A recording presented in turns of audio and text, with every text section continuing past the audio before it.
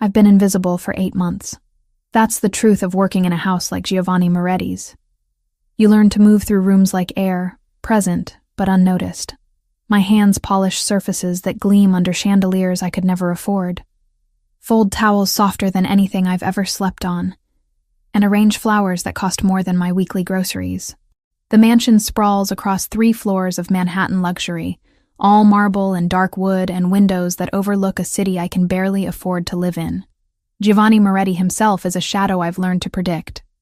I hear his footsteps on the stairs, measured, deliberate, and know to be elsewhere. I catch glimpses of him through doorways. Dark hair perfectly styled, expensive suits that fit like they were born on him, and eyes the color of aged whiskey that never quite land on me. He holds meetings in his study with men who speak in low voices and leave through side doors. I clean up after them, empty ashtrays that smell of Cuban cigars, collect forgotten glasses still wet with liquor. I don't ask questions. That's not my job. My job is to disappear. The only constant in this carefully ordered existence is Brittany. My sister works in the kitchen, 23 years old, with our mother's easy laugh and none of my caution.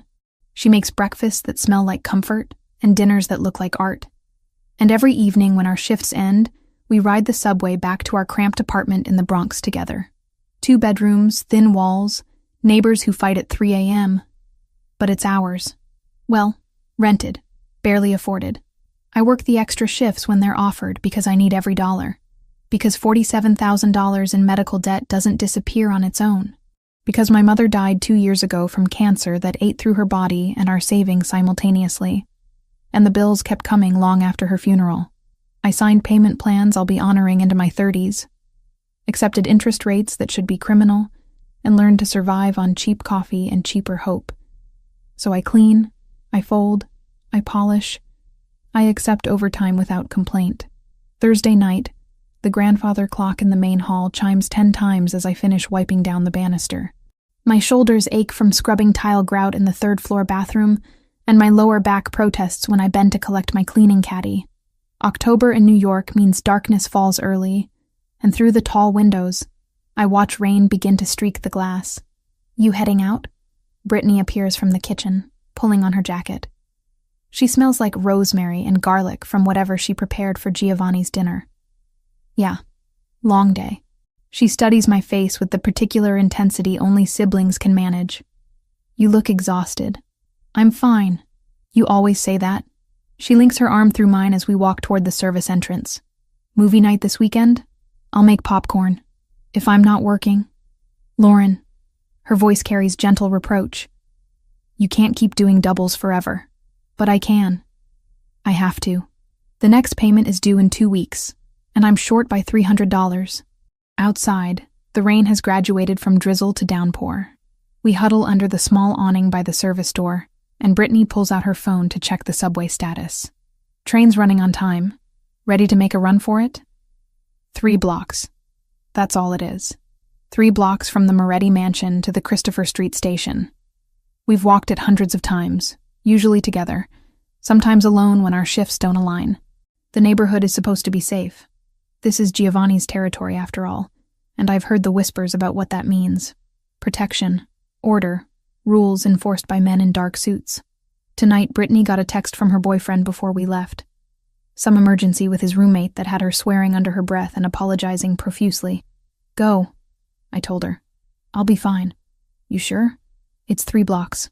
She kissed my cheek and ran toward the garage where she'd parked her ancient Honda. I watched her taillights disappear around the corner, then pulled my hood up against the rain and started walking.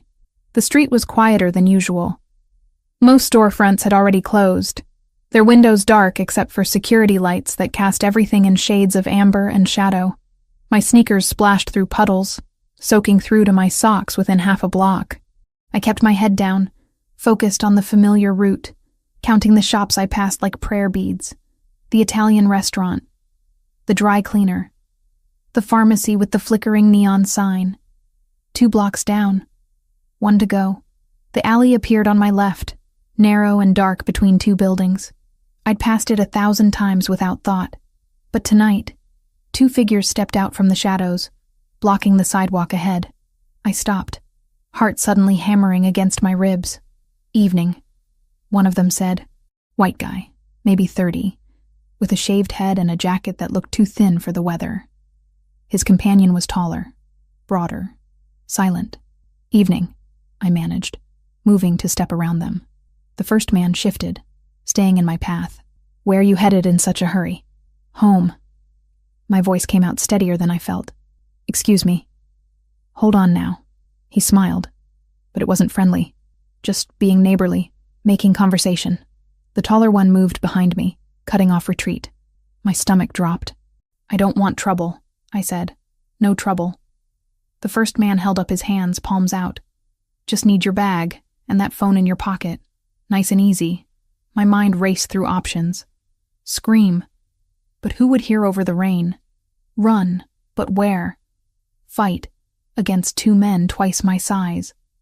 I pulled my crossbody bag over my head with shaking hands and held it out. He took it, rifled through quickly, pocketed my wallet.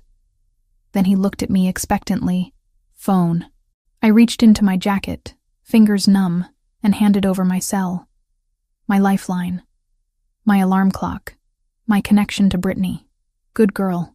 He examined the phone, then his eyes landed on my shirt. My cleaning uniform, visible where my jacket hung open. Simple gray polo with the mansion's discreet logo embroidered on the chest. "Wait a second." He stepped closer, rain plastering his face. "You work at that house." The big one on the corner. Fear spiked cold through my veins. "No, don't lie." He grabbed my collar, yanking me forward. "I seen that logo before.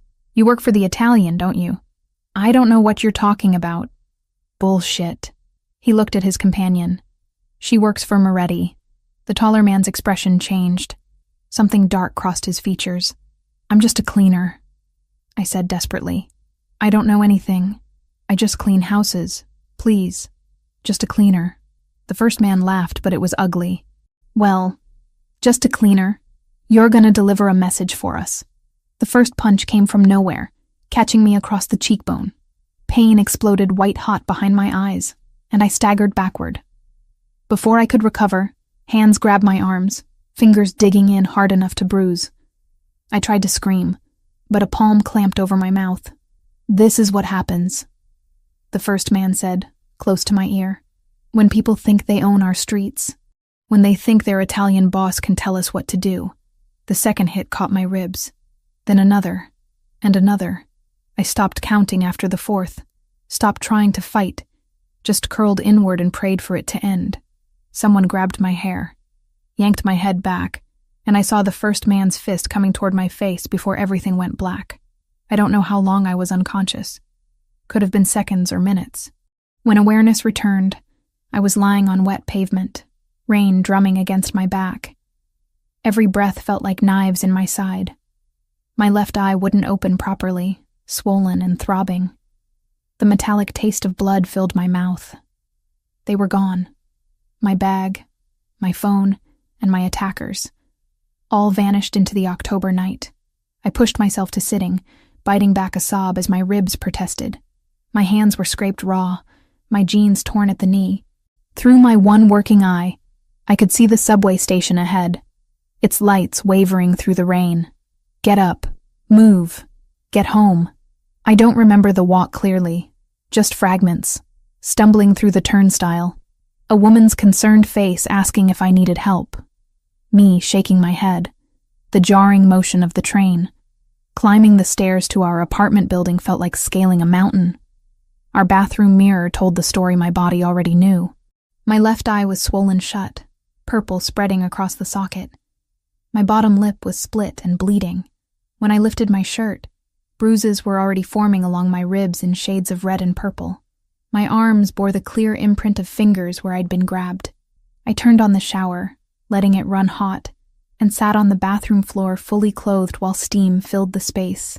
Only then did I let myself cry, quiet and controlled so I wouldn't wake Brittany. But she woke anyway. Her bedroom door opened. Footsteps approached, and then she was in the bathroom doorway, her face going pale. "Lauren. Oh my God, Lauren." "I'm okay." "You're bleeding. We need to go to the hospital." "No." Lauren, I can't afford it. My voice broke. I can't afford the ER visit, Britt. I can't. She crouched beside me, her hands hovering like she was afraid to touch me and cause more pain. What happened? Mugged. 2 guys. They took everything. Did you call the police? No phone, remember? I tried to smile, but my split lip made me wince. It's fine. I'll file a report tomorrow. Brittany's expression said she didn't believe any of this was fine, but she didn't argue. Instead, she helped me out of my wet clothes, steadied me as I showered, and bandaged the worst of the scrapes with supplies from our first aid kit. When I finally crawled into bed, she sat beside me in the dark. I shouldn't have left you alone, she whispered. Not your fault. But as I lay there, every part of my body screaming, I couldn't stop replaying the moment the first man saw my uniform. The recognition in his eyes, the deliberate violence that followed. This wasn't random, and somehow, that made it infinitely worse. Sleep came in fragments, broken by pain that pulsed through my ribs with every breath. When my alarm went off at 6, I lay there staring at the ceiling, contemplating the impossible mathematics of missing work. I needed every shift, every dollar. The medical bills didn't care if I'd been beaten half to death in an alley. $47,000. That number followed me like a shadow, constant and suffocating. Each month I chipped away at it. 300 here, 500 when I worked doubles. But the interest kept it alive, breathing, growing. Missing even one day meant falling further behind. I dragged myself upright, biting back a groan as my ribs protested. The bathroom mirror showed me exactly what I'd be working with. My left eye had transformed into a grotesque palette of purple and black, swollen enough that I could barely see through the slit. The cut on my lip had scabbed over during the night. Bruises bloomed across my jaw and cheekbone like violent flowers. Makeup became war paint. I layered concealer thick enough to pass for a mask, though it did little to hide the swelling. Foundation in 3 different shades to try to match what my skin used to look like. The eye was hopeless. No amount of product could disguise that damage. I settled for making the rest of my face look human and hoped people wouldn't look too closely. The long-sleeve shirt came out of necessity despite the October heat that had settled over the city. Gray charcoal, high-necked, covering every inch of damage I could hide. When I checked my reflection one final time, I looked like someone wearing a bad disguise of myself. Brittany was already in the kitchen when I emerged, and her face crumpled the moment she saw me. Don't, I said before she could start. I'm going to work. Lauren, you can barely walk. I can walk fine. A lie. Every step sent shocks through my left side where they'd kicked me. And I need the money. One day won't. Yes, it will. I poured coffee into a travel mug, movements careful and deliberate. Payments due in 2 weeks. I'm already short 300. She opened her mouth, closed it. We both knew the math. Both lived inside the same impossible budget. At least let me drive you, she said finally. I accepted because the subway stairs felt insurmountable this morning. The mansion looked exactly as it always did. Beautiful, imposing, utterly indifferent to my suffering. Brittany dropped me at the service entrance with a look that said we'd be discussing this later, then drove around to the garage. She'd be in the kitchen by now, starting prep for whatever elaborate breakfast Giovanni preferred on Fridays. I made it through the morning on autopilot. Dust the library, vacuum the second-floor hallway, change linens in the guest rooms. Each task required focus to complete without aggravating my injuries. I moved slowly, methodically, and avoided every reflective surface I passed. Around noon, Brittany found me folding towels in the linen closet. You look awful, she said bluntly. Thanks. I'm serious. Your face is twice its normal size. It's fine. She stepped closer, lowering her voice. Did you at least file a police report? I will, after work. Another lie. What would I tell them? That I got mugged and the attackers mentioned my employer? That felt dangerous in ways I couldn't articulate. Lauren, I need to finish the 3rd floor. I picked up my caddy of cleaning supplies, using it as a shield. Mr. Moretti has people coming this afternoon. Everything needs to be perfect. Brittany's expression suggested she had more to say, but she let me go.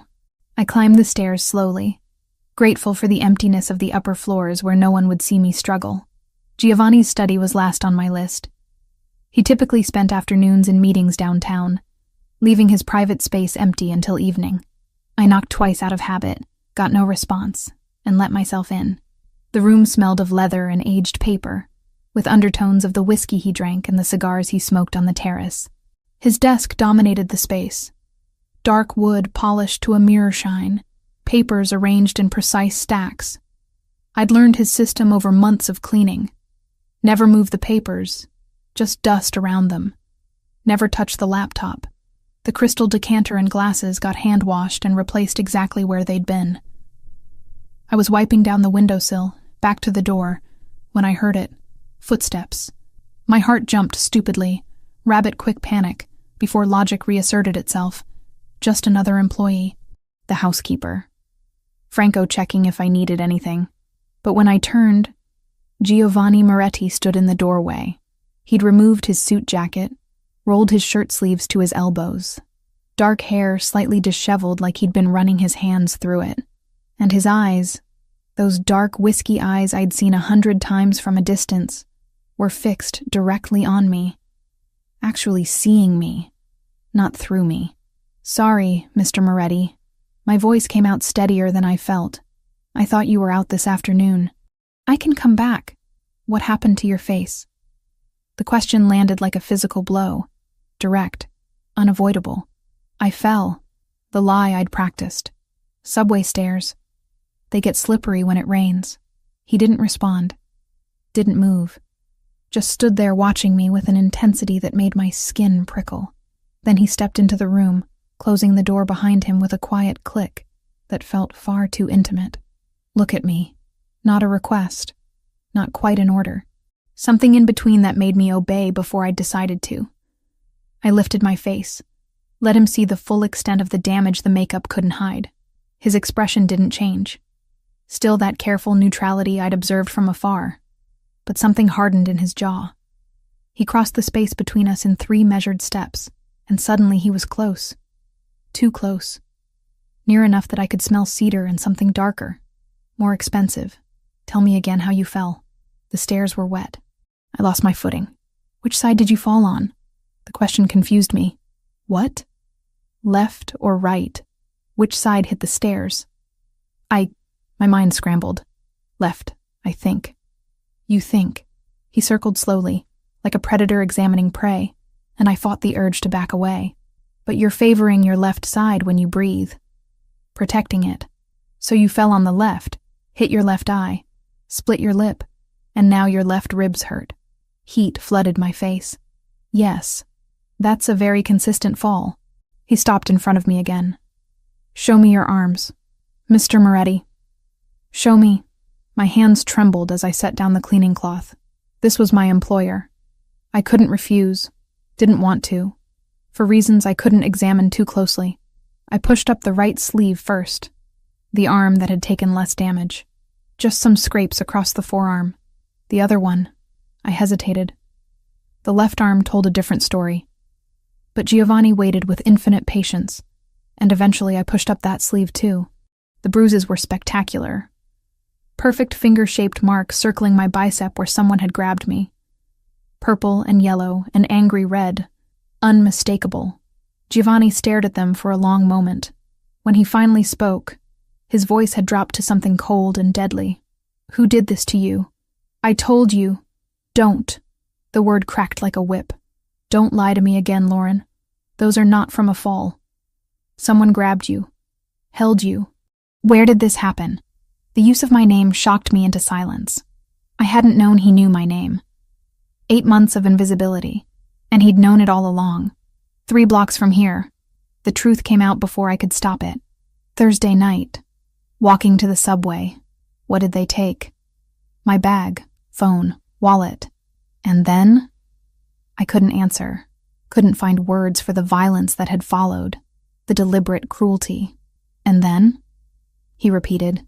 Softer but no less insistent. "They saw my uniform." My voice cracked. "Asked if I worked for you. I said no, but they didn't believe me. They said..." I stopped, swallowed. They said it was a message. The silence that followed felt dangerous. Giovanni's jaw tightened incrementally, the only visible sign of whatever was happening behind those dark eyes. Then he moved to his desk, pressed a button on the phone. "Franco? My office? Now." "Mr. Moretti, please," I started. "Sit down. I don't want to cause trouble." "Sit down." Not angry, just absolute. The voice of someone who expected obedience and received it. I sat in one of the leather chairs facing his desk, feeling small and exposed. Giovanni remained standing, one hand braced on the desk, staring at nothing. Franco arrived within minutes. A man in his late 30s with silver threading his dark hair and eyes that missed nothing. He took one look at my face and went still. 3 blocks from here, Giovanni said without preamble.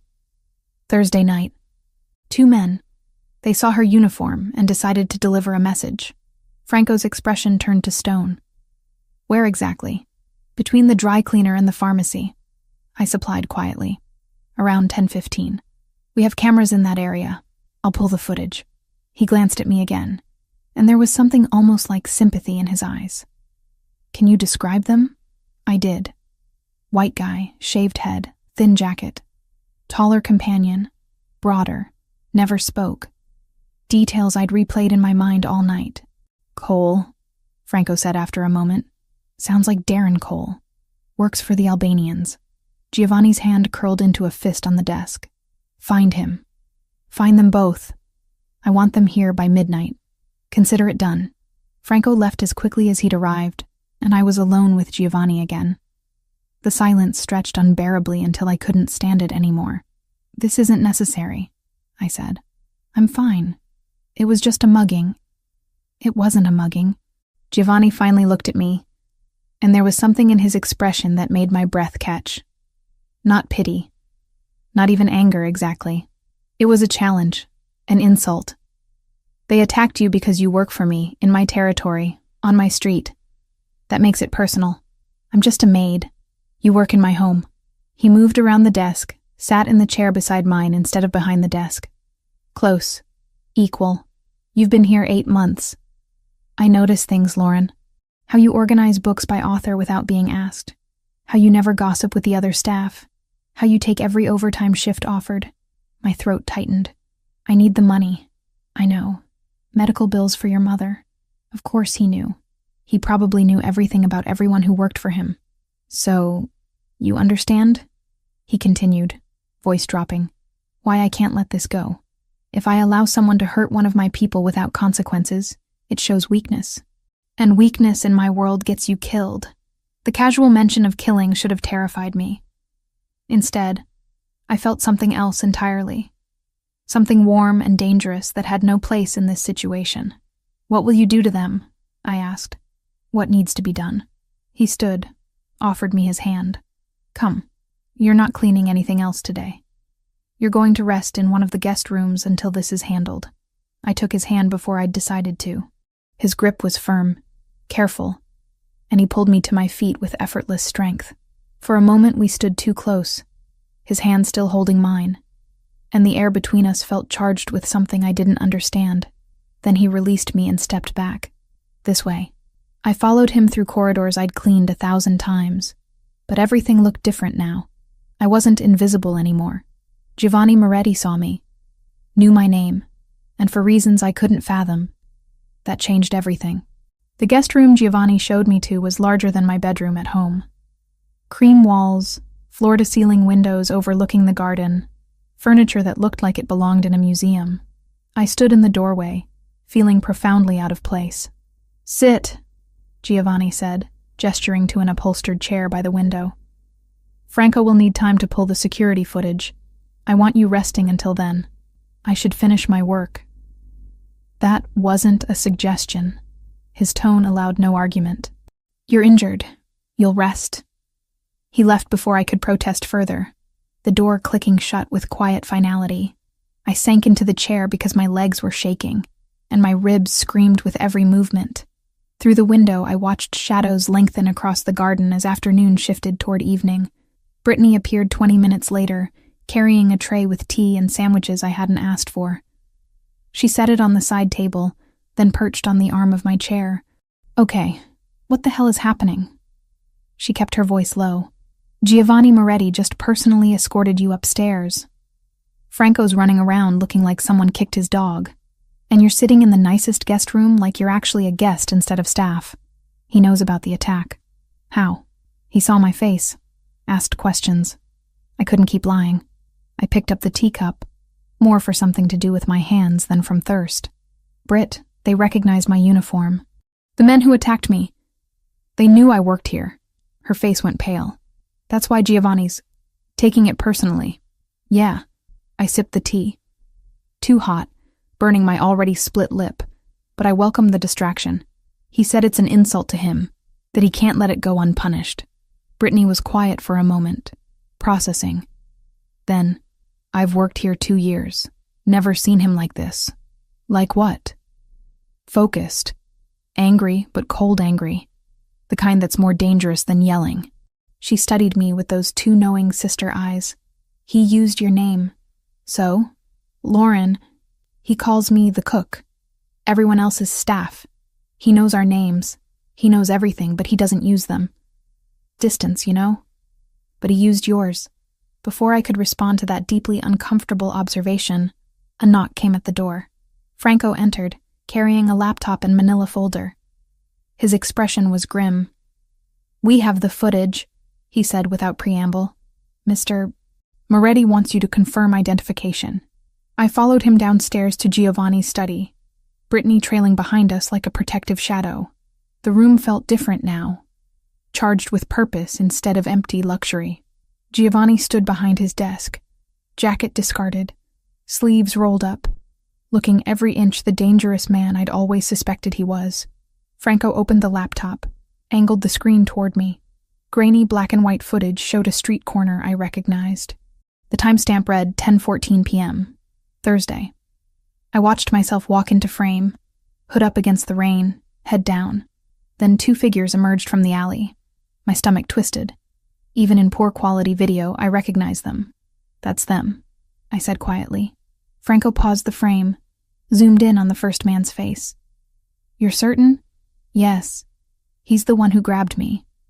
Asked about my uniform. Giovanni leaned forward, studying the frozen image with predatory focus. Darren Cole. Small-time enforcer for the Albanian operation. Works collections, intimidation. He looked at Franco. The other one? Victor something. Croatian, I think. Muscle for hire. Franco pulled photographs from the folder, spread them across the desk. Cole's been on our radar for months. He's part of Krasniki's crew pushing into Lower Manhattan. Krasniki. Giovanni pronounced the name like a curse. So this wasn't random. Territory play, Franco confirmed.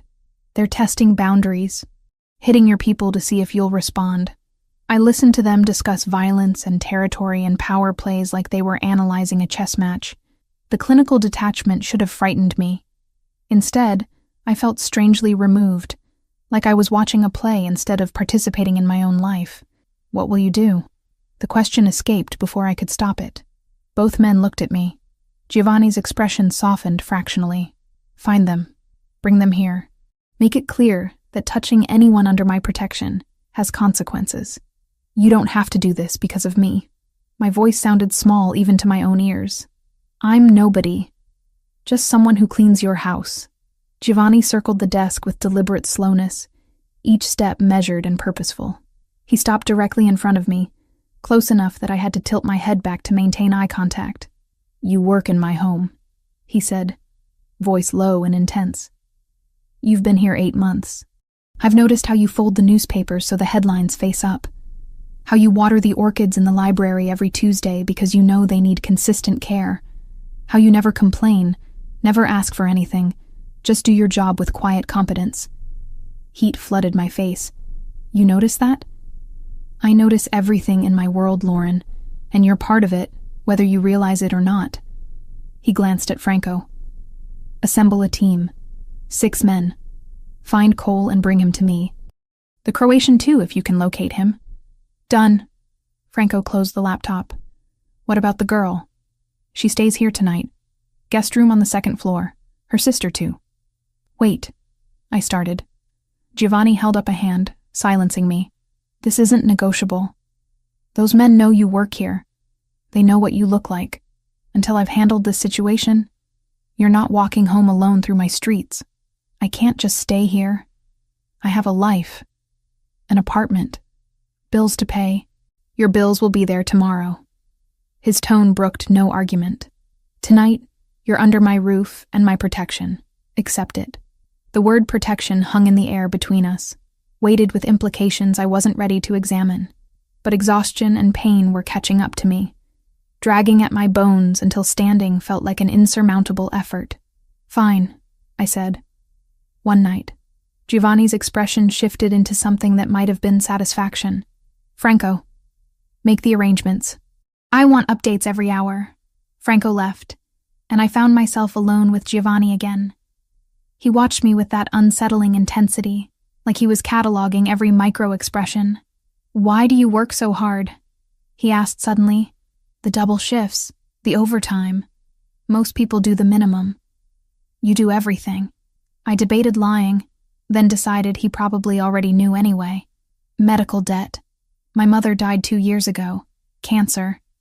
The bills didn't stop with her. Understanding flickered across his features. How much? That's not your concern. How much, Lauren? The use of my name again. Like he was trying it out, testing how it felt in his mouth.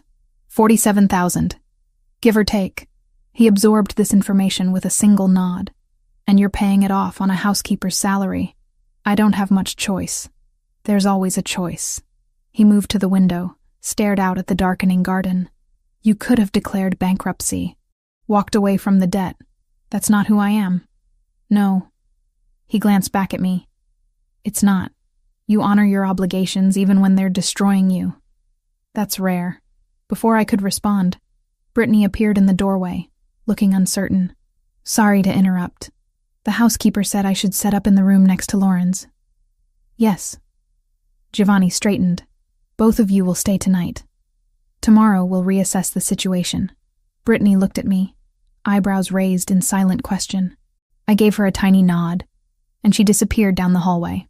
I should go, I said. Let you work. One more thing.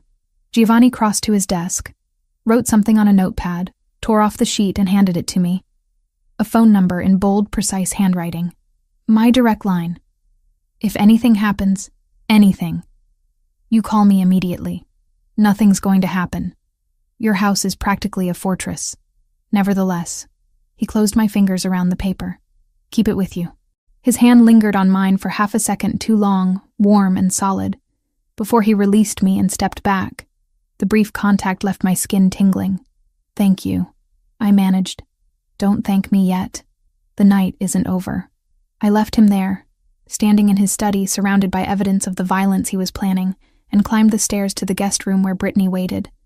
She took one look at my face and pulled me into a careful hug, mindful of my injuries. This is insane, she whispered. I know. He's going after them. For you. I know. Lauren, I know Britt. I know what he is. I know what he's going to do. I pulled back, met her worried gaze, and I can't bring myself to feel bad about it. That admission hung between us, heavy with implications neither of us wanted to voice.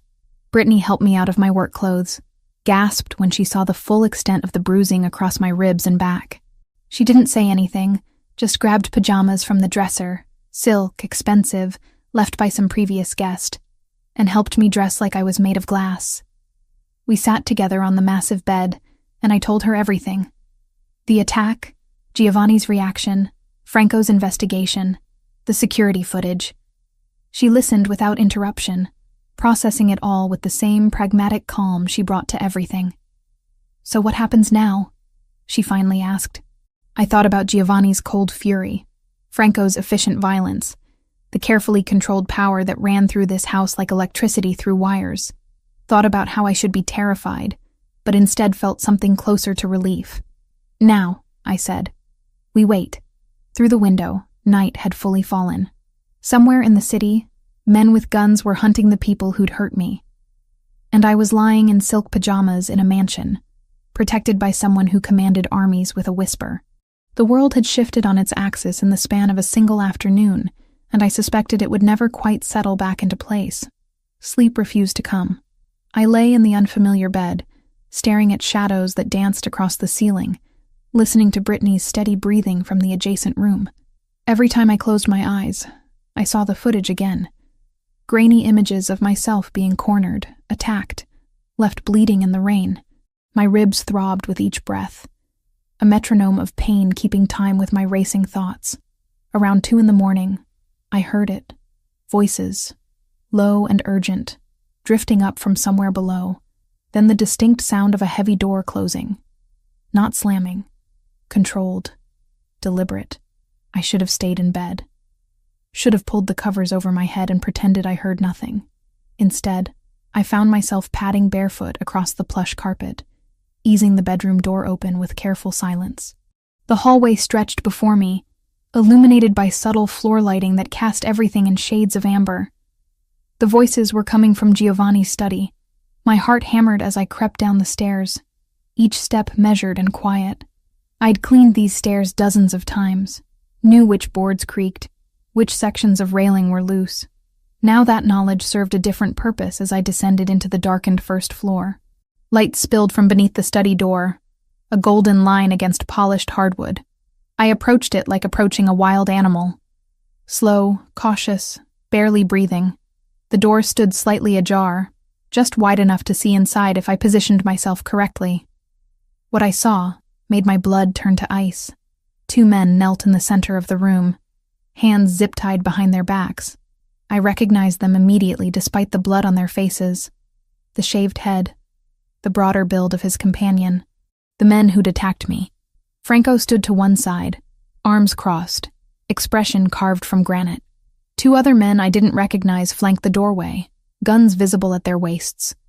And Giovanni sat in his leather chair, perfectly still, watching the kneeling men with the focused attention of a predator studying prey. I didn't know Mr. Moretti. The shaved man, Cole, Franco had called him, spoke rapidly, words tumbling over each other. I swear, we didn't know she was yours. Krasniki just said to send a message.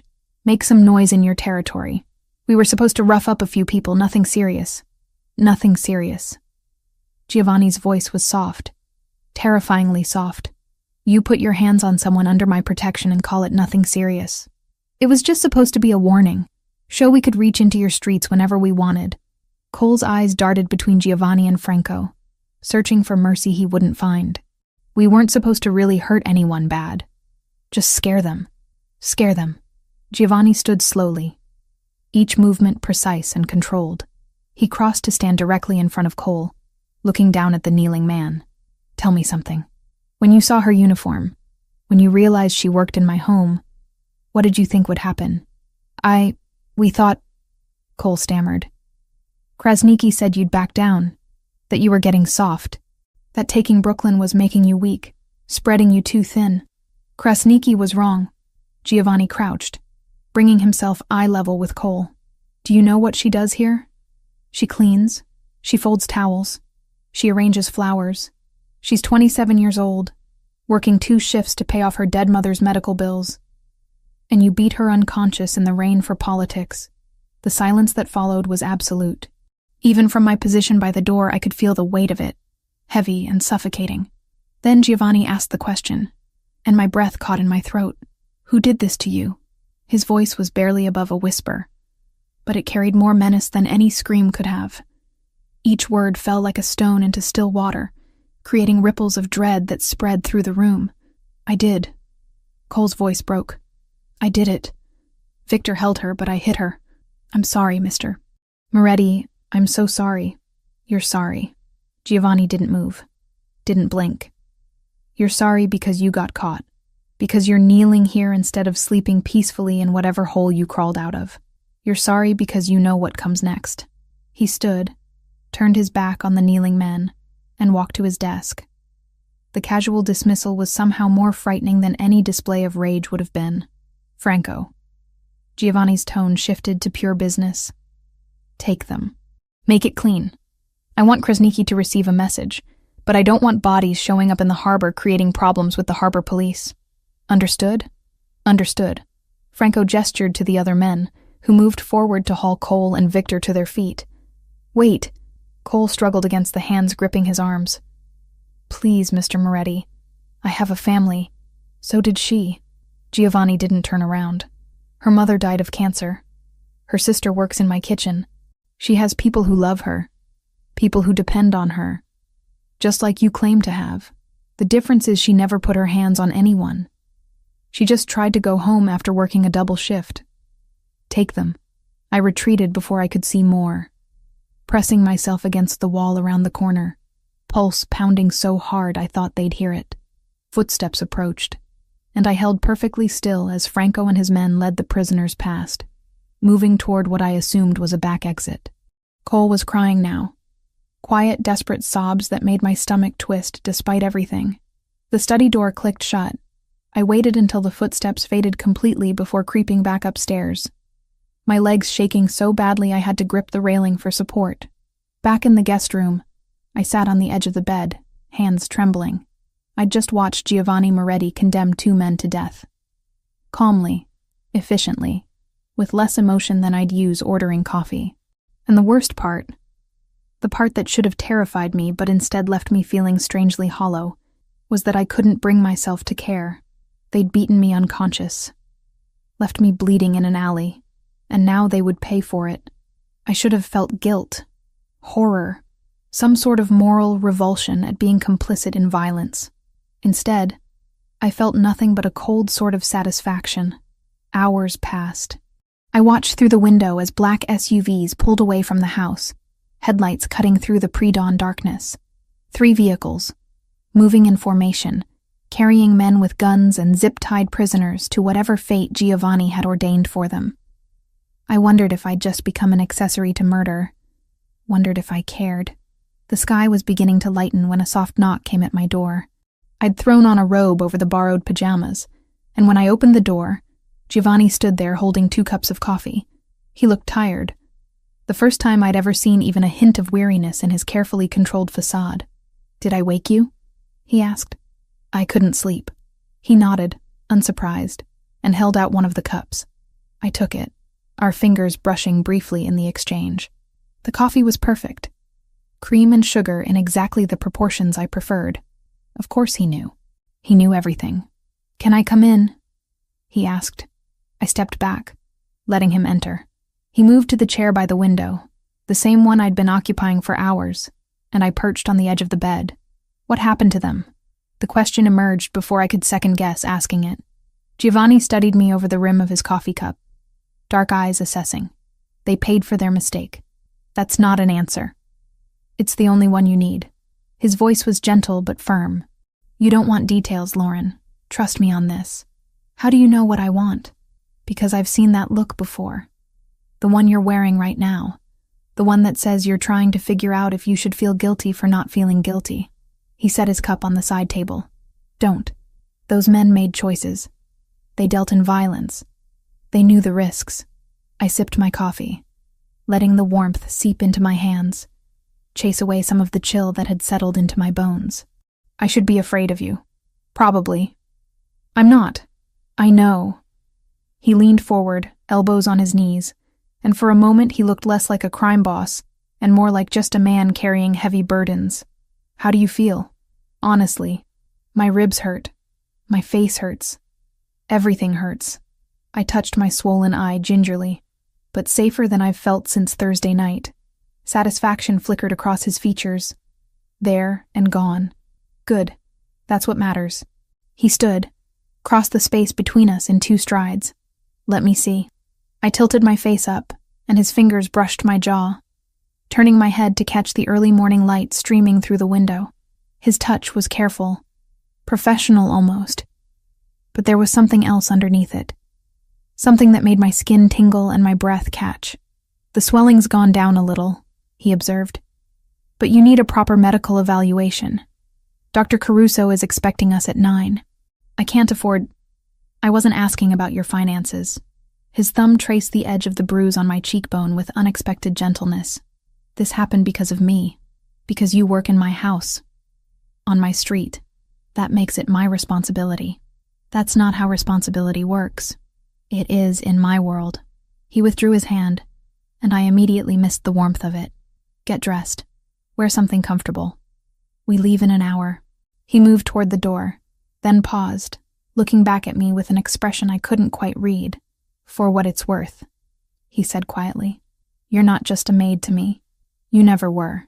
Then he was gone, leaving me alone with those words echoing in my head and coffee growing cold in my hands. Through the window, full daylight was breaking over the city, painting everything in shades of gold and rose. Somewhere out there, 2 men who'd hurt me were facing consequences I couldn't let myself imagine, and here I sat, in a mansion that should feel like a cage, but instead felt like sanctuary. Drinking coffee made exactly how I liked it, by a man who commanded death with a whisper. The world had shifted again overnight, and sitting there in borrowed silk pajamas, watching the sun rise over a city full of violence and beauty, I realized I'd shifted with it. Giovanni insisted we leave within the hour, and I didn't have the energy to argue. Brittany helped me dress in jeans and a soft burgundy sweater she'd brought from our apartment, moving around me with careful efficiency while pointedly not mentioning the events of the previous night. We both knew what had happened. Neither of us wanted to say it aloud. The SUV waiting outside was sleek and black, windows tinted dark enough to hide whoever sat inside. Giovanni held the back door open and I climbed in, biting back a gasp as my ribs protested the movement.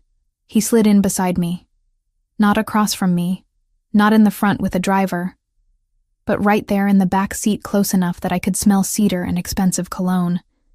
You don't need to come, I said as he closed the door. Just send me with Franco or, I'm coming. Final. Absolute. He pulled the SUV into traffic with the easy confidence of someone who'd spent years navigating Manhattan streets. Dr. Caruso is expecting both of us. The drive should have been awkward.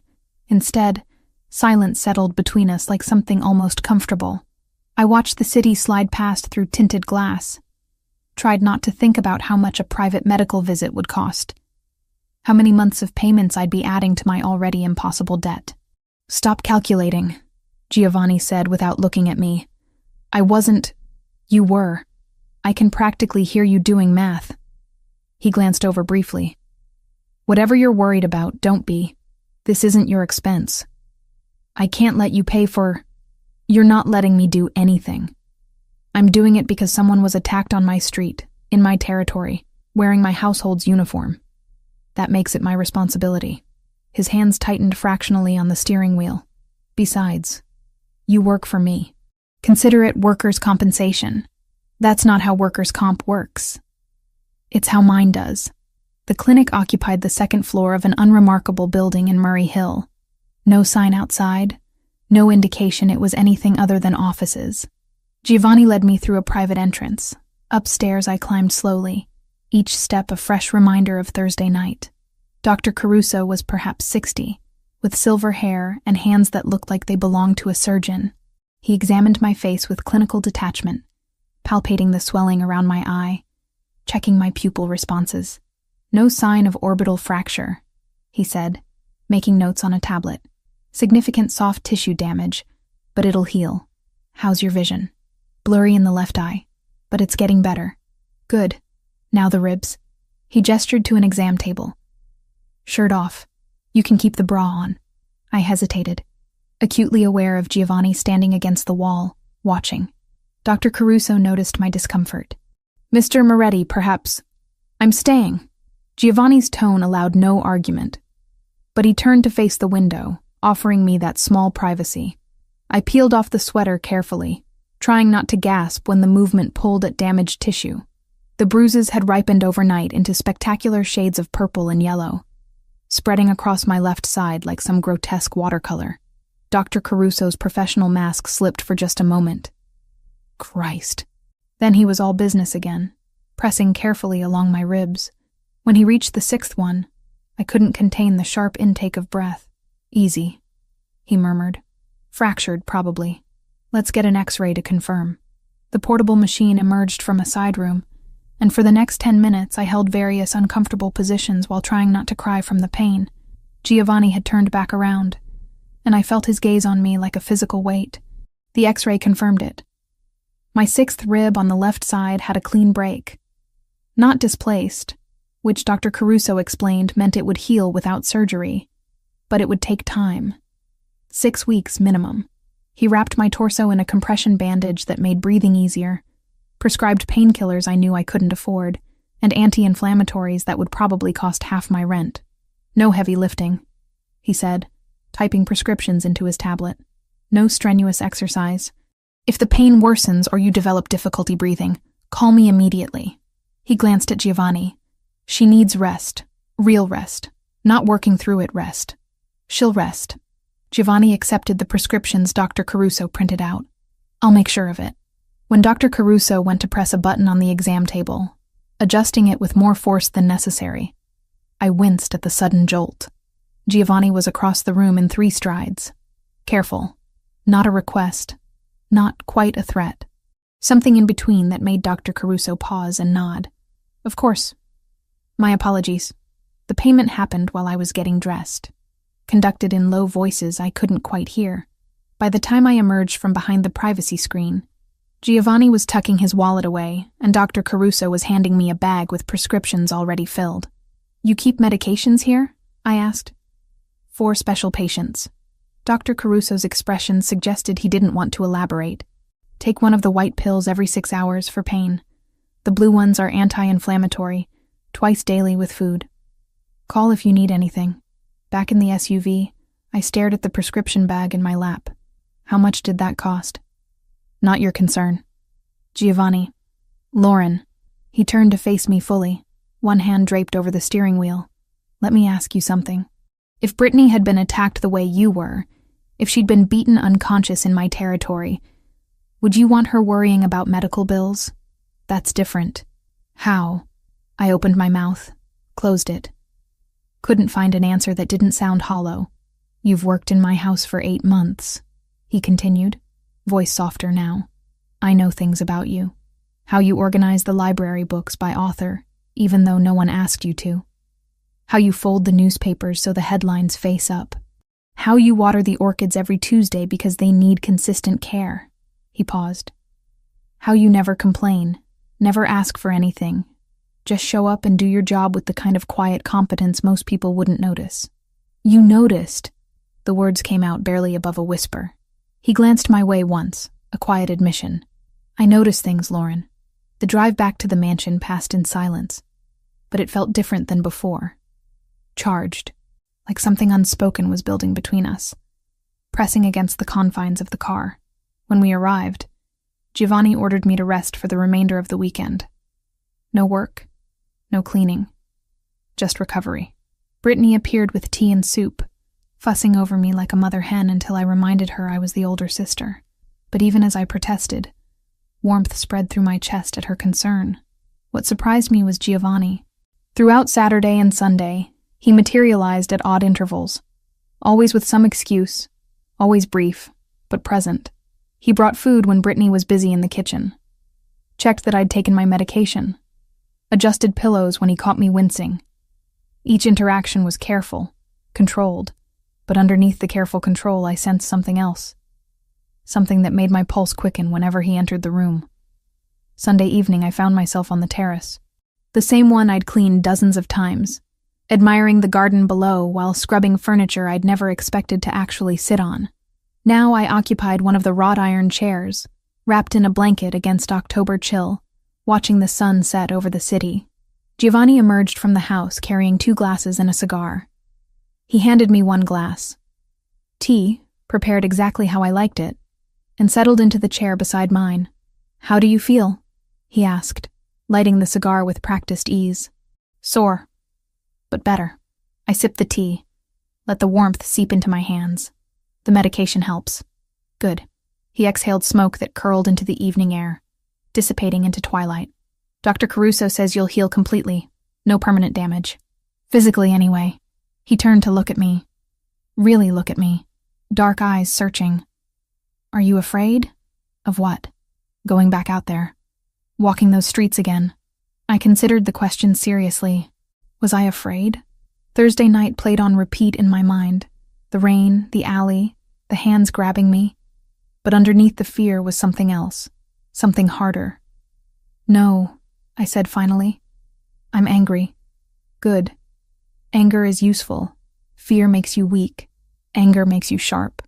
We sat in comfortable silence, watching the sky turn from gold to purple to deep blue. Finally, I asked the question that had been building since Friday. "Why did you take over your father's business? You could have done anything." "Been anything." Giovanni was quiet so long I thought he wouldn't answer. Then, "My father died when I was 22. Heart attack, sudden and violent. He left me an empire built over 40 years, and 200 families who depended on us for work, protection, justice the law wouldn't provide." He studied the cigar, watching the ember glow. I could have walked away. Sold everything. Moved to Europe. Lived off the money. But those families would have been absorbed by rivals or left to fend for themselves in a city that doesn't forgive weakness. So you chose responsibility over freedom. I chose honor over ease. He glanced at me. "What about you? Why do you work so hard? The double shifts, the overtime. It's more than just making ends meet. The medical debt. The number that haunted me." I took a breath, felt it pull at my wrapped ribs, and told him. About my mother's cancer. The treatments that promised hope but delivered only more pain. The bills that arrived after her funeral like accusations. $47,000 in debt that would follow me for years. Giovanni listened without interruption, without judgment. When I finished, he simply nodded. "That kind of debt, it's designed to be impossible," he said. "They know most people will pay minimum amounts forever, feeding the interest machine. It's legal extortion. Maybe. But it's still mine to pay, because you honor your obligations." The way he said it, like it was a virtue instead of a burden, made my throat tight. Night had fully fallen now, stars emerging overhead despite the city lights. Giovanni reached over and adjusted the blanket that had slipped from my shoulder, his fingers brushing my neck with unexpected gentleness. "You should rest," he said. "Tomorrow we'll discuss longer-term arrangements." "Arrangements? You're not going back to walking home alone at night?" "Not for a while." He stood, stubbing out the cigar. "We'll figure something out that doesn't make you feel caged." He left me there on the terrace, the city spread out below like a glittering promise. And for the first time since Thursday night, I felt something other than pain or anger. I felt seen, protected, like maybe, impossibly, I mattered to someone who could move mountains with a word. Monday morning arrived with news that rippled through the mansion like an earthquake. On Monday after lunch, Brittany cornered me by the break room. "Did you file the report?" she asked. I told her the truth. Franco's men had already turned the attackers over to Giovanni. Walking into a precinct with his name on my bruises felt like painting a target on my back. HR logged an internal incident instead, and Rosa made me sign it. It wasn't justice, but it was safer, for now. I heard it first from the housekeeper. Rosa, I needed to avoid that name. I heard it first from Rosa, the head housekeeper, who whispered to another staff member in the hallway outside Giovanni's study. 3 Albanian establishments hit over the weekend. A gambling operation in Queens, a restaurant that fronted money laundering in Brooklyn, and a warehouse near the docks that everyone knew stored contraband. No one killed, but the message was unmistakable. Giovanni Moretti had responded to the attack on me with surgical precision. I returned to work despite Brittany's protests and my body's screaming objections. The compression wrap around my ribs made breathing easier, but every deep inhale reminded me of Thursday night. Every time I turned too quickly, pain flared along my left side like lightning. Giovanni found me in the second-floor hallway, polishing a mirror I could barely reach without gasping.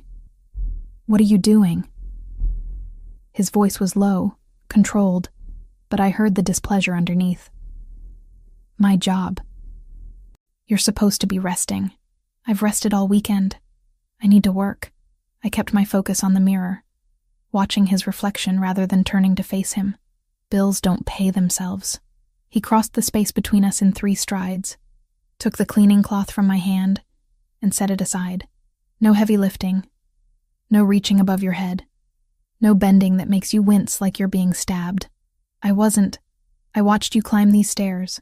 You gripped the railing like it was the only thing keeping you upright. His dark eyes searched my face. You're wearing the compression wrap? Yes. Taking the medication? Every 6 hours, just like Dr. Caruso said. Good. He retrieved the cloth, handed it back. Light work only. If I catch you doing anything strenuous, I'm sending you home. Understood? Understood. But he didn't leave. Just stood there, studying me with that intensity that made my pulse quicken for reasons that had nothing to do with fear. How's the pain? On a scale of 1 to 10. 4. Maybe 5 when I move wrong. That's better than Saturday. It's healing. I gestured vaguely toward the stairs. I should finish. Have you eaten today? The question caught me off guard. What? Breakfast. Did you eat anything? Coffee. I had coffee. His expression suggested coffee didn't count as food. Come with me. He led me downstairs to the kitchen, where Brittany was prepping vegetables for lunch. She looked up when we entered, eyebrows rising when she saw Giovanni personally escorting me. Your sister needs to eat, he told Brittany. Make sure she does. Regularly. Not just coffee. Yes, sir, Brittany said, fighting a smile. Giovanni left, and the moment the door swung shut, Brittany rounded on me. He personally checked if you ate breakfast. Apparently. Lauren, he's never done that for anyone. Ever. In 2 years, I've never seen him ask a staff member about their meal schedule. He's just making sure I recover properly. Because I got hurt in his territory. Keep telling yourself that.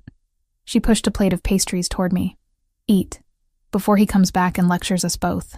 The week that followed established a new pattern I couldn't quite make sense of. Giovanni appeared at odd moments. When I was dusting the library, organizing linens, watering the orchids I'd tended for months without him noticing. Each time he'd pause, ask how I felt, adjust a pillow if he saw me sitting, bring coffee prepared exactly how I liked it, even though I'd never told him my preferences. Other staff members noticed. I caught curious glances, heard whispers that stopped when I entered rooms. But no one said anything directly, and I tried to pretend the attention from one of Manhattan's most dangerous men was completely normal, and not at all making my heart race every time he walked into a room. Franco appeared Tuesday afternoon, while I was folding towels in the linen closet, moving carefully to avoid pulling at my healing rib. He's different with you, Franco said without preamble. I jumped, nearly dropping the towel. I didn't hear you come in. That's the idea. He leaned against the doorframe, arms crossed. I've known Giovanni since he was 22. Watched him build this organization from the ground up after his father died. He doesn't let people in. Doesn't show weakness. Doesn't care about the small details of anyone's life unless it serves a strategic purpose. What's your point? My point is he knows how you take your coffee. He noticed when you changed the way you organize his books. He personally drove you to the doctor. That night, I rewrapped the bandage exactly the way Dr. Caruso had shown me and set an alarm for the next dose. 6 weeks sounded like a lifetime, so I started by surviving the next 12 hours. And sat there while you got examined. Franco's expression was unreadable. That's not strategy. That's something else. He's just being responsible. I got hurt because of his business. Sure.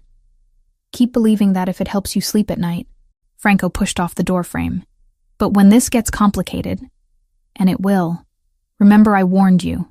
He left before I could respond, and I stood there holding towels and trying to ignore the way my pulse had quickened at his words. Thursday night, a week after the attack, I found myself alone in the library. Giovanni had asked me to organize some new acquisitions he'd received, and I'd been arranging them by author when the sun set and the house quieted around me. My bruises had faded to yellowish shadows, barely visible unless you knew where to look. The swelling around my eye had disappeared entirely, but my ribs still ached when I breathed too deeply. A constant reminder that I wasn't quite healed. I was shelving a leather-bound collection of Italian poetry when I heard footsteps behind me. You're working late. Giovanni's voice, low and close. I turned, found him standing just inside the doorway, jacket removed, shirt sleeves rolled to his elbows. The sight of him like that, slightly disheveled, guard partially lowered, did something to my insides that I absolutely shouldn't have been feeling. Finishing what you asked me to do, I said, gesturing to the books. These are beautiful editions. First printings, some of them. My grandfather's collection. He left them to me when he died. Giovanni moved closer, examining the spines I'd arranged. You organized them chronologically within each author. It seemed to make sense. Track the evolution of their work. Most people would have just done alphabetical. I'm not most people. No. His eyes met mine, and the intensity in them made my breath catch. You're not.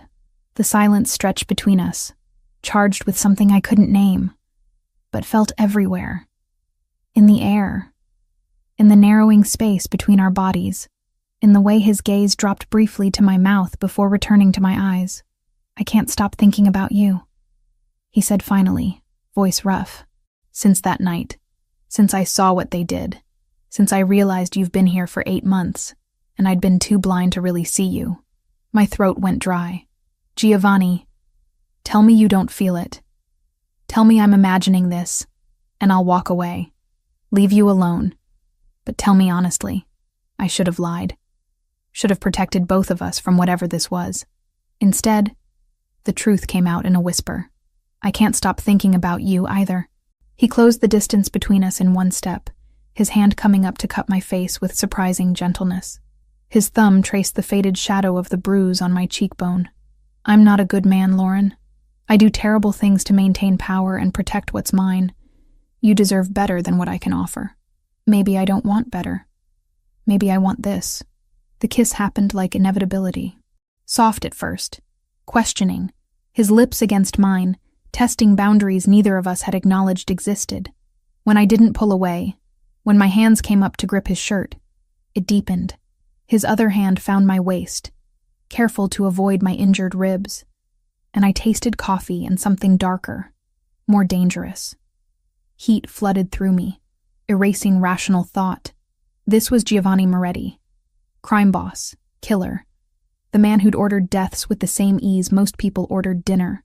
And I was kissing him in his library while the city sprawled below us, oblivious to how my world had just tilted on its axis. His phone buzzed violently in his pocket. We broke apart, both breathing hard. He pulled out the device, rid the screen, and cursed softly in Italian. I have to go. Franco needs me. But he hesitated, looking at me with an expression I'd never seen before. This conversation isn't over. No, I agreed. It's not. He kissed me once more, quick and fierce, then was gone. I stood there for several minutes, fingers pressed to my lips, trying to process what had just happened. When I finally made it back to the guest room I'd been occupying, Brittany was waiting. She took one look at my face and knew. You kissed him. He kissed me, I think. Maybe I kissed him.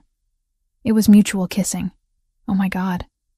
She pulled me to sit on the bed. Lauren, this is insane. I know. I was going to say dangerous. But insane works, too. She studied me carefully. Are you okay with this? Because once you start something with a man like Giovanni, there's no going back to being invisible. I thought about his hands on my face, his voice admitting he couldn't stop thinking about me, the way he'd protected me without hesitation, without question, like my safety was worth starting a war over. I don't think I want to be invisible anymore, I admitted. Brittany pulled me into a careful hug, mindful of my ribs. Then hold on tight, because this is going to change everything. Through the window, I could see the city lights spreading toward the horizon. Somewhere out there, Giovanni was handling whatever emergency Franco had called him for, making decisions that would ripple through the criminal underworld, maintaining power through calculated violence and careful strategy. And when he came back, we'd have to figure out what this thing between us meant. How a maid and a mafia boss could possibly navigate feelings that defied every logical boundary. But for now, I sat with Brittany in comfortable silence, touching my lips where Giovanni's kiss still burned, and let myself feel something other than pain or fear or exhaustion. I let myself feel wanted. The days following that first kiss blurred into something I'd never experienced before, a secret carved out of stolen moments. Giovanni would find me in empty corridors, pull me into unused rooms, kiss me until my knees weakened, and my carefully constructed boundaries dissolved. We talked in hushed voices after everyone else had gone home, conversations that stretched into early morning hours about everything and nothing, his childhood in Naples before his family immigrated, my mother's final months, the weight of inheriting empires neither of us had asked for, My rib still ached when I moved wrong, a constant reminder that I wasn't fully healed. But the pain was fading, becoming background noise instead of the main event. 3 weeks had passed since the attack, and the bruises had disappeared entirely. Only the fractured rib remained, sensitive but improving. Brittany caught us one evening in the kitchen. She'd come back for something she'd forgotten, and found me pressed against the counter with Giovanni's mouth on mine, his hands careful on my waist, avoiding the compression wrap I still wore. "Oh my God," she breathed. We broke apart. Giovanni didn't look remotely embarrassed, just slightly inconvenienced by the interruption. I felt heat flood my face. "Britt, no, it's fine. She looked between us, processing. "Okay, this is happening. This is actually happening. Are you upset?" I asked. She studied Giovanni with the same critical eye she'd used to evaluate my boyfriend since we were teenagers. "Are you going to hurt her?" "No." Simple. Absolute. "Are you going to get her killed because someone wants to hurt you through her?" "I'd burn this city to the ground first." Brittany absorbed this, then nodded once. "Okay then. But Lauren, we're talking about this later." Extensively. She left, and Giovanni pulled me back against him, this time gentler. "Your sister is terrifying," he murmured against my hair. "She's protective. So am I. Franco cornered me 2 days later while I was organizing the study. He's different because of you. Lighter somehow. I've known him 12 years, and I've never seen him smile like he does when you walk into a room. Is that a problem? Depends. Can you handle what comes with being his weakness?" Franco's expression was serious. "Because that's what you are now, Lauren. The thing people will use to hurt him. The leverage. The pressure point. I know what I'm getting into. Do you?" He didn't sound convinced. "This world doesn't do casual. There's no halfway with someone like Giovanni. You're either all in, or you walk away now before it's too late." "I'm all in." He studied me for a long moment, then nodded. "Good. He needs someone worth fighting for. Someone who reminds him he's still human underneath all the rest." 3 weeks to the day after I'd been attacked, Giovanni told me to dress nicely for dinner. Not work clothes, something that made a statement. I borrowed a dress from Brittany, deep emerald that brought out my eyes, fitted but not uncomfortable with the compression wrap underneath.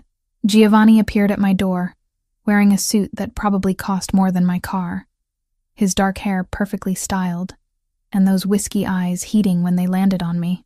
"Beautiful," he said simply. The restaurant was elegant Italian, the kind with cloth napkins and wine lists thicker than novels.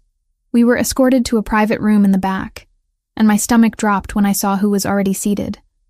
A man in his 50s, heavy-set, with scars cutting through his left eyebrow and down his cheek.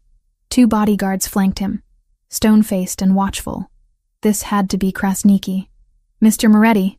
The man stood, offering his hand. Giovanni shook it with the bare minimum of courtesy. "And this must be the young lady who caused all the trouble." "Lauren," Giovanni said, his hand finding the small of my back. "This is Arbin Krasniki. We're here to establish new boundaries." Krasniki's eyes tracked over me with unsettling interest, like he was cataloging weaknesses. "Please, sit. I've taken the liberty of ordering wine." The dinner was a masterclass in veiled threats disguised as polite conversation. Krasniki offered compensation for the unfortunate incident. $50,000, he said, as if that price tag could erase what his men had done. Giovanni's refusal was ice-cold and absolute. "I don't want your money. I want your word. No member of your organization touches anyone connected to me. Not my staff, not my businesses, not the people who live in my territory. You overstep those boundaries again, and we stop pretending this is about diplomacy. That's quite an ultimatum, Mr. Moretti." "It's not an ultimatum. It's a statement of fact." Giovanni's voice never rose, never wavered. "You wanted to test me, see if I'd gone soft. Consider the test concluded. 3 of your operations shut down in 1 weekend. That was restraint. Push me again, and I'll show you what happens when I stop being restrained." Krasniki's jaw tightened, but he nodded. "Understood. Your territory remains yours. Your people remain untouched." "Good." Giovanni stood, helping me to my feet.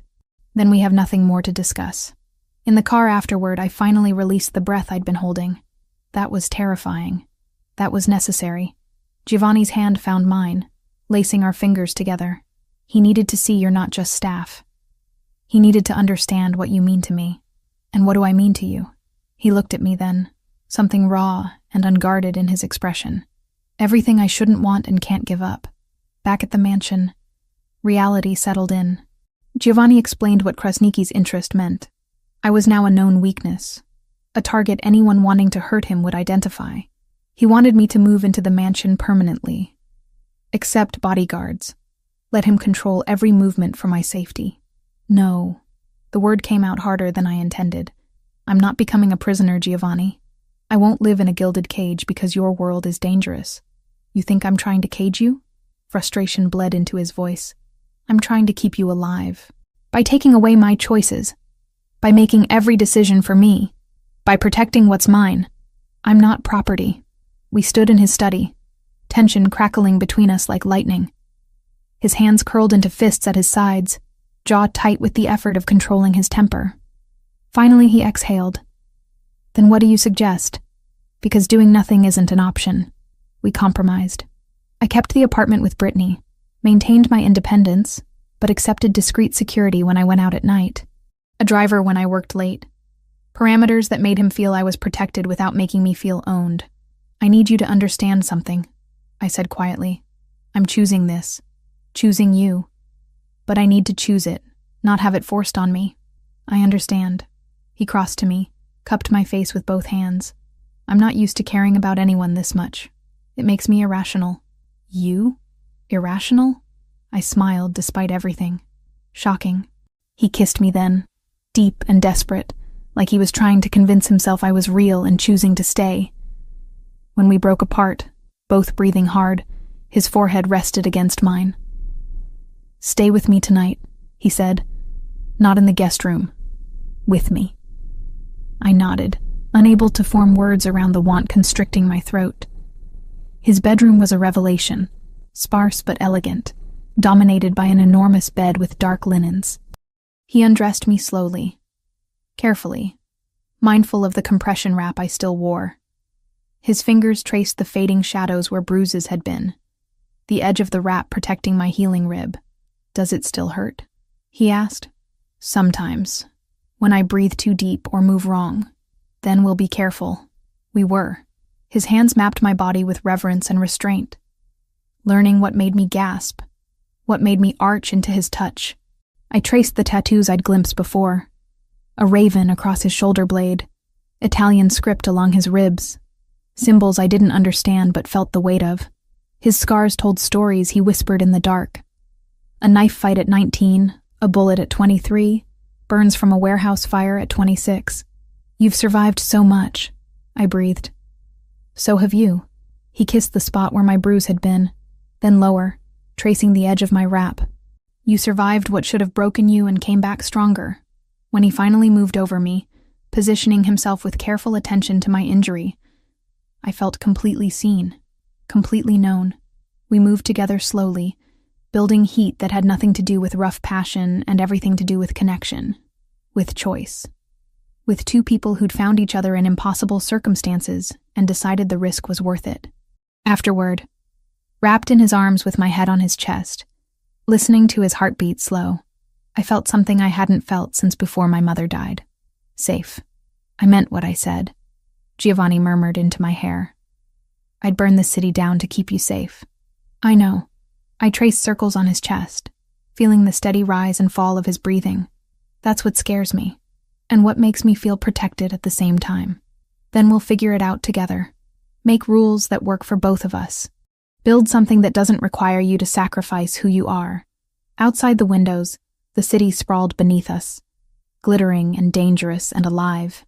Somewhere out there, Krasniki was calculating his next move. Other enemies waited in shadows.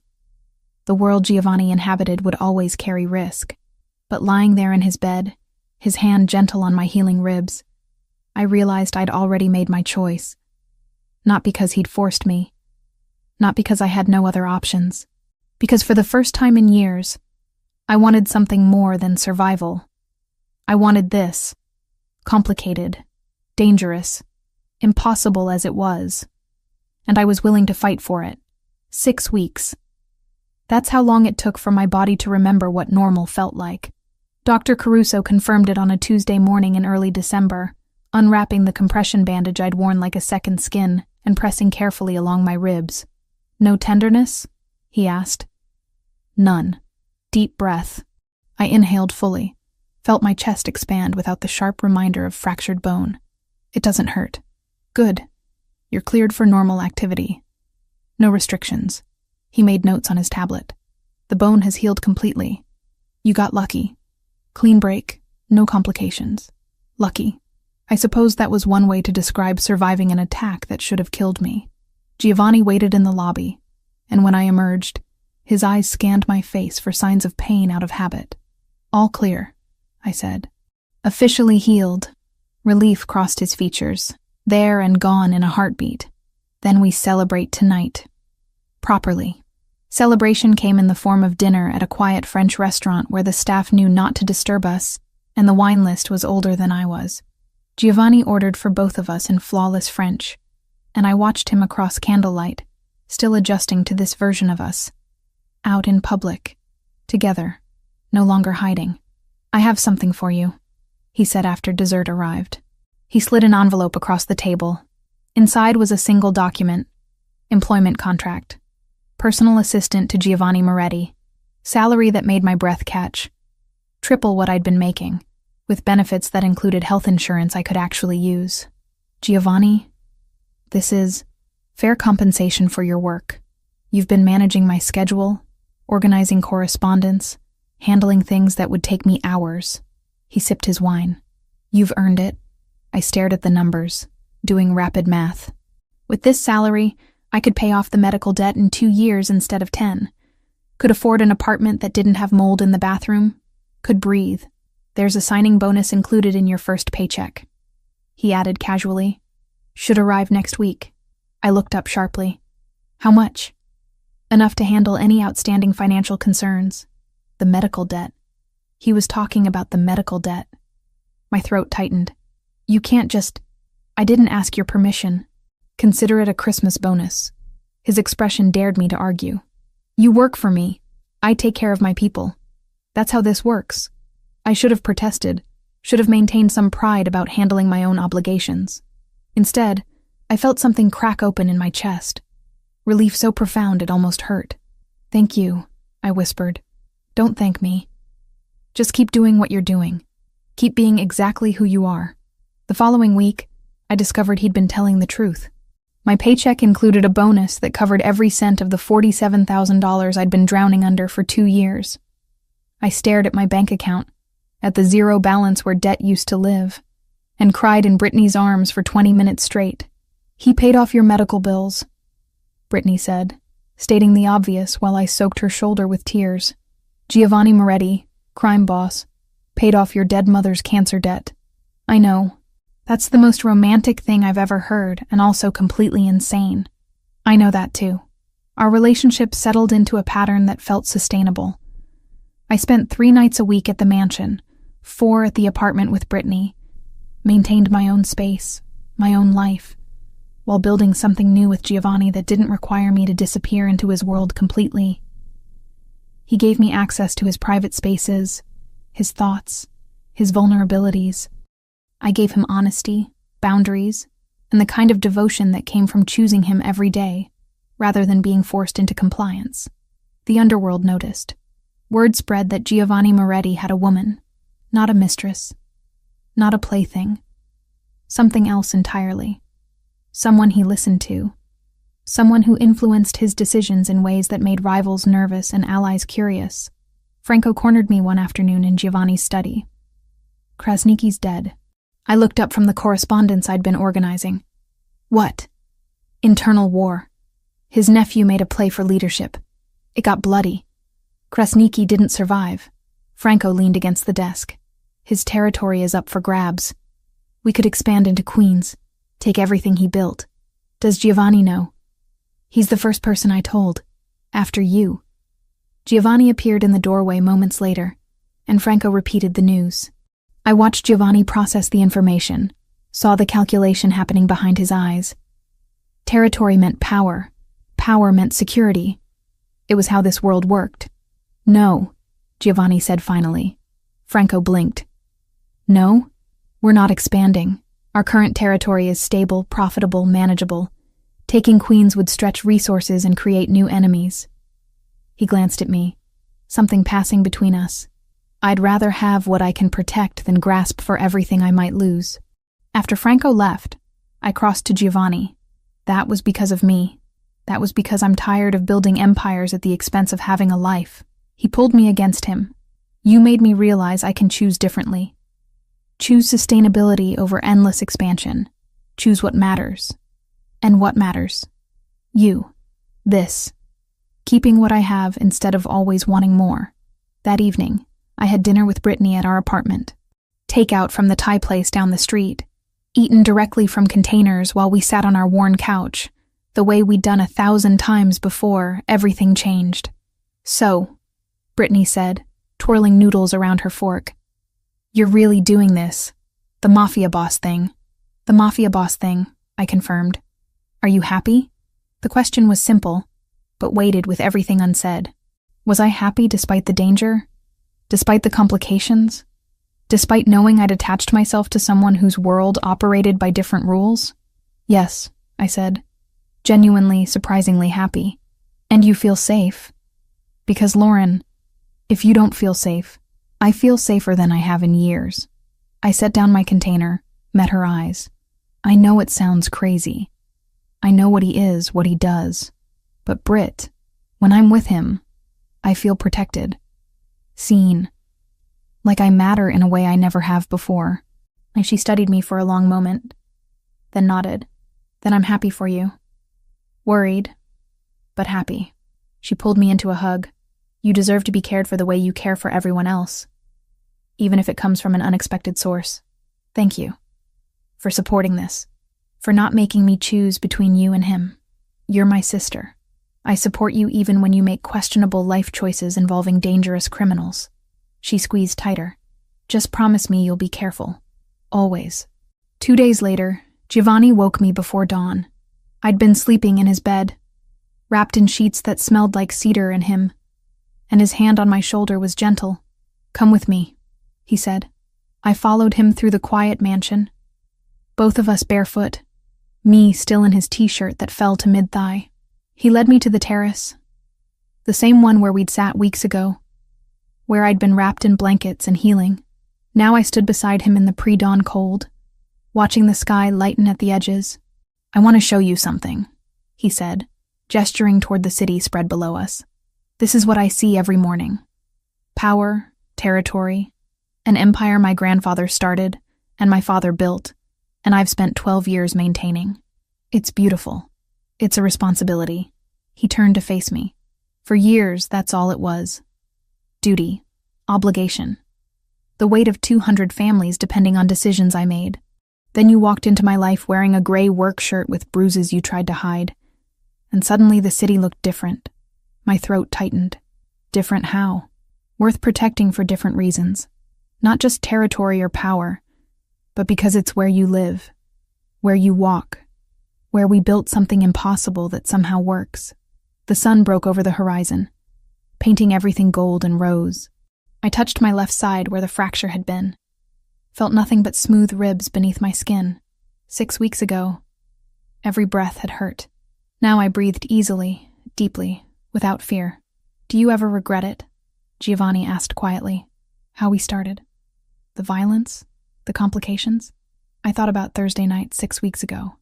The rain, the alley, the fear. Thought about waking up in this mansion. Being seen for the first time in months. The kiss in the library. The way he'd protected me without asking for anything in return. No, I said honestly. I wouldn't change any of it.